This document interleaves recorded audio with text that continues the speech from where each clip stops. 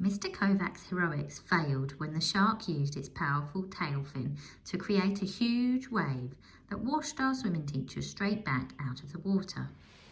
This is it, I thought, as the shark-shaped shadow approached rapidly under the water.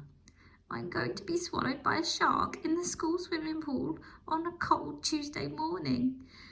And it was supposed to be pizza for lunch in the school canteen today. I could picture the headline now.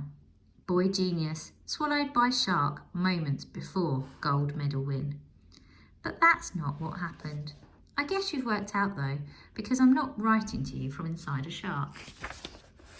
Instead of snapping me right up, the shark shot straight through my legs, totally ignoring the nice tasty children flapping about just centimetres from its razor-sharp teeth. Its smooth grey head grazed my bare toes. As it reached the end of the pool, the shark simply flipped round and swam back. It's almost like it's trying to win the race, I stammered.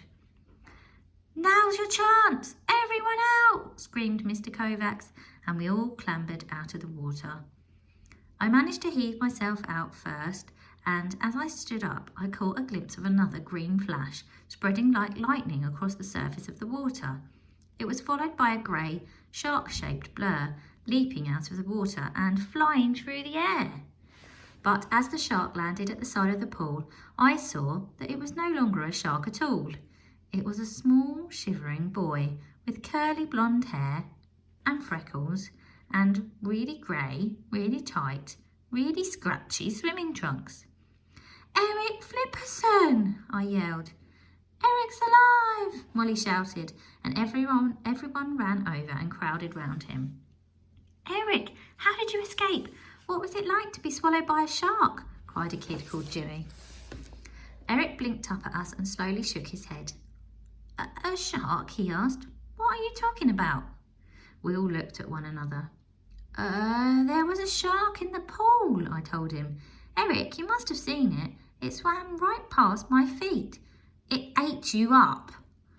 It did not, Eric protested. I didn't see a shark. And when we turned back to the pool, well, the shark had completely vanished. It was as though it had never existed in the first place. Mr. Kovacs cleared his throat. Class, I think we may have all been seeing things. Perhaps we'd better not mention this to the headmaster. What about the medal? Demanded Ronnie, and everyone looked at the shiny gold medal still swinging from Mr. Kovacs' hands. Well, Mr. Kovacs frowned, there was only one person who completed the race.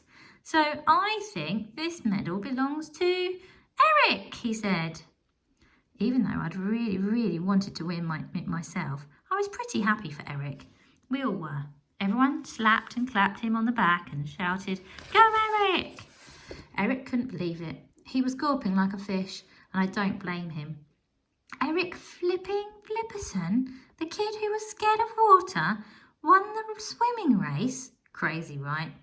Well, don't get too comfy. This story isn't quite over yet. Everyone back to the changing rooms to get dressed, ordered Mr. Kovacs, and we all turned to leave, including Eric.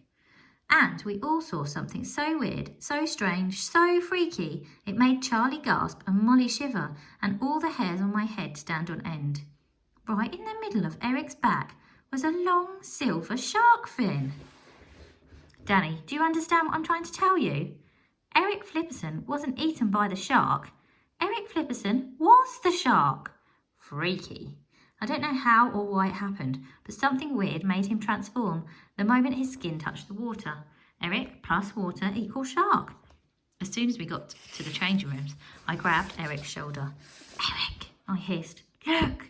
He glanced in the chipped mirror and his eyes nearly popped out of his head, just like Mr. Kovacs. We all gathered round and talked in whispers. What's going on? Asked Jamila. I don't know, but that was the freakiest thing I've ever seen, whispered Charlie. Eric, you turned into a shark. It's like magic. Eric kept staring at the fin, touching it with the tip of his finger, his face pale beneath his freckles. I turned into a shark, was all he could say.